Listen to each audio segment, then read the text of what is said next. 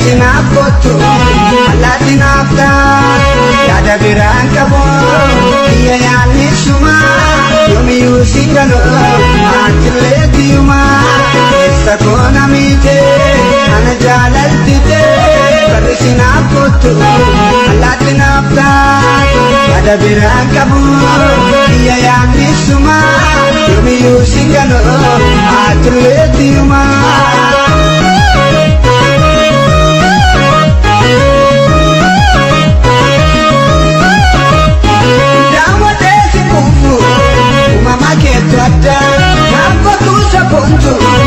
Kalabada, ora to yapaden, sibuda de bada, ora to yapaden, sibuda de bada, yawade simbufu, mama ke twata, yakotu sapontu, kalabada, ora to yapaden, sibuda de bada, ora to yapaden.